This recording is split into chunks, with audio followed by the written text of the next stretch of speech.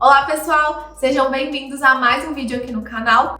Hoje nós vamos falar de um assunto que está assim super em alta hoje no mercado, que é o tal do crédito privado. A gente teve um estresse aí no mercado de crédito privado e hoje eu vim aqui explicar tudo sobre isso para vocês.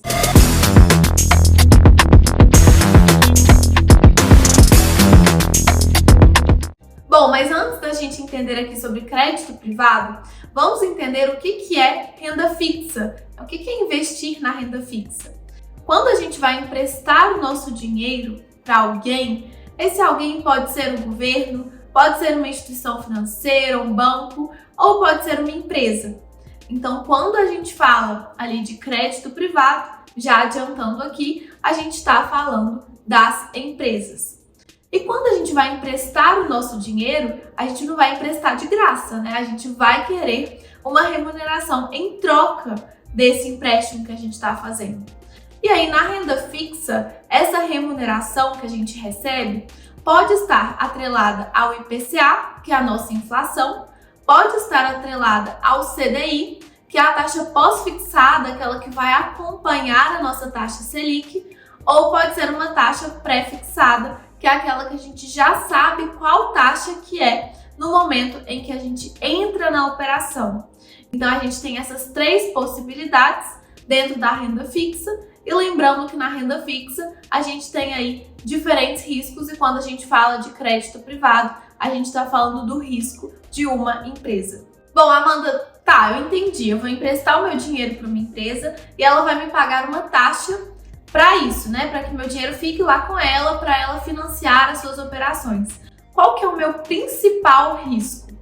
Bom, quando a gente fala aí de crédito privado, a gente tem que avaliar muito bem qual é a situação financeira daquela empresa.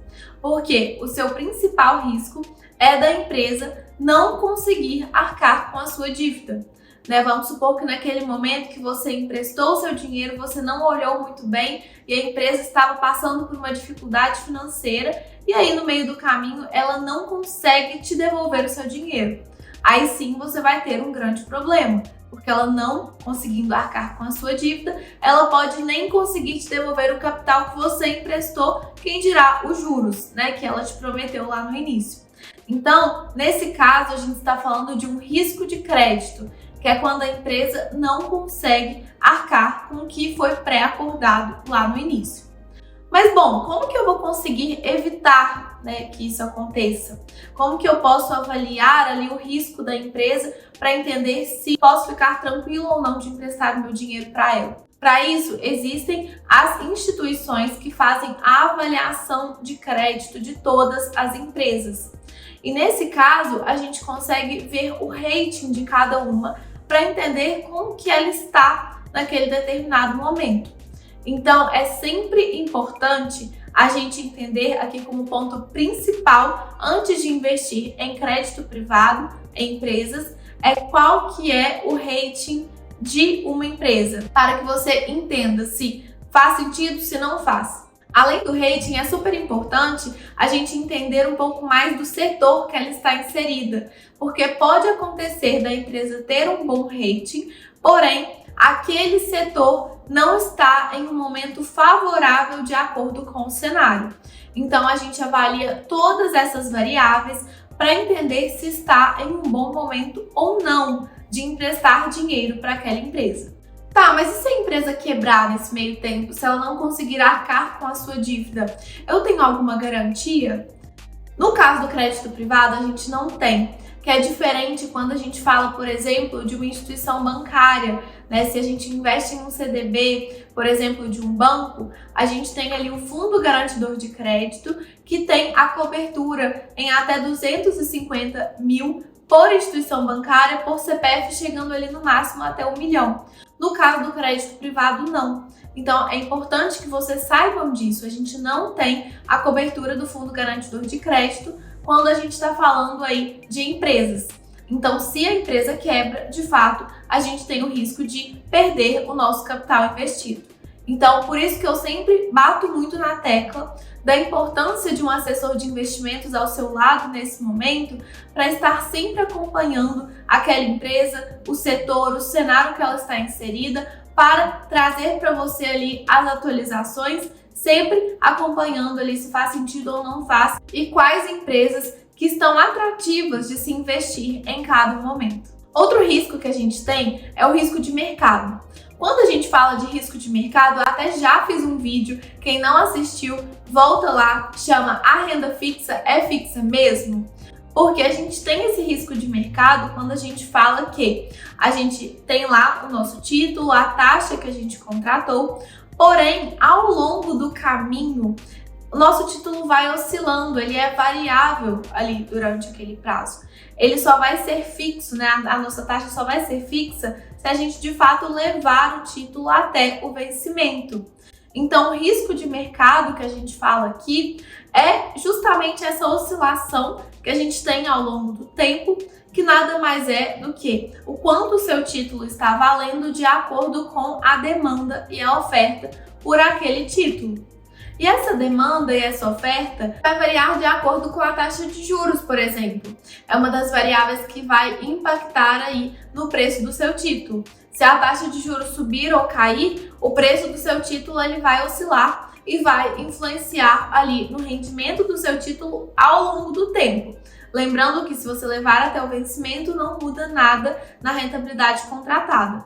Mas se você precisar de resgatar antes do vencimento, aí sim, aí seu título vai estar valendo de acordo com o que está sendo negociado no mercado. Não vou entrar muito nesse detalhe aqui. Se você quiser saber mais, volta lá no vídeo que eu citei sobre a renda fixa, que lá eu explico direitinho como que funciona essa marcação a mercado.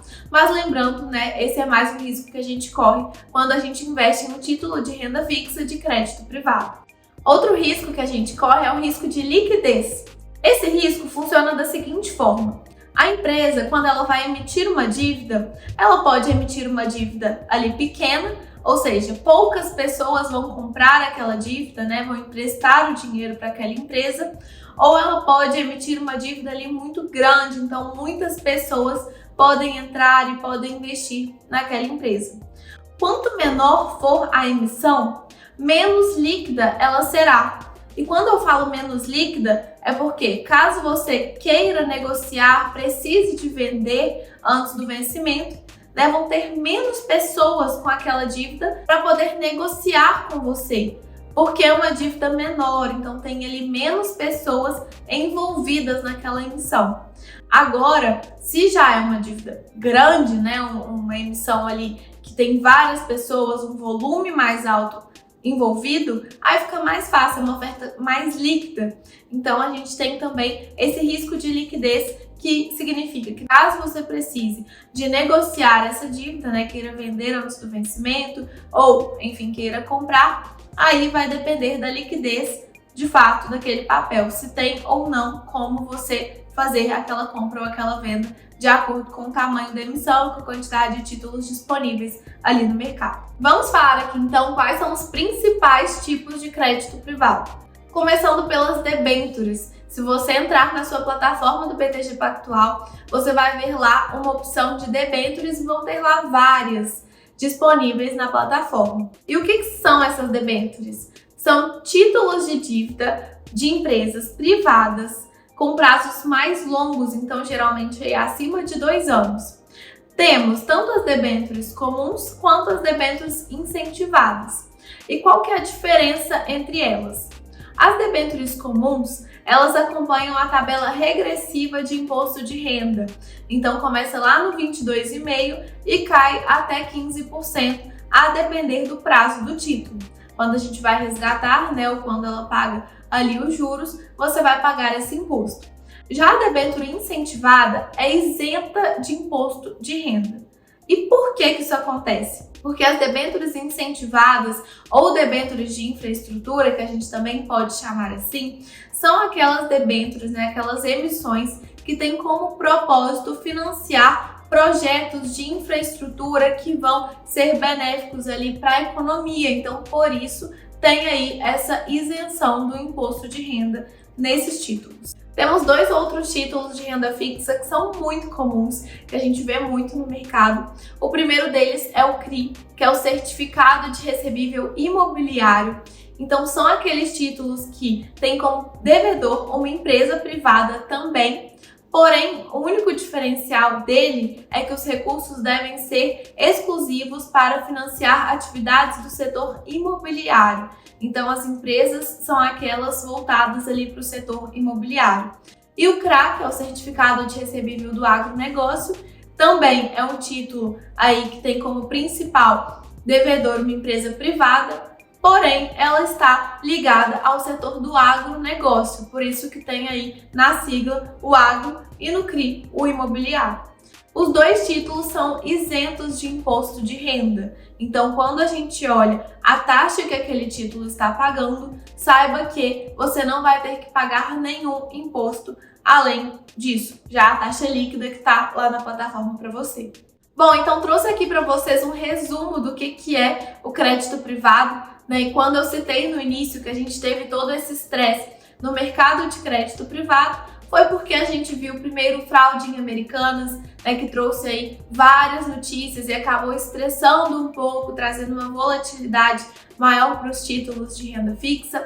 Então, por isso que, igual eu citei no início, sempre fiquem atentos aí aos ratings, né, que é o principal que a gente tem que sempre avaliar para entender a saúde financeira de cada uma dessas empresas que a gente vai emprestar o nosso dinheiro. Então, é isso que eu queria trazer aqui para vocês hoje, espero que tenham gostado. Vocês já sabem, se tiver qualquer dúvida é só enviar aqui e continue me acompanhando aí nas outras redes sociais. Até o próximo vídeo!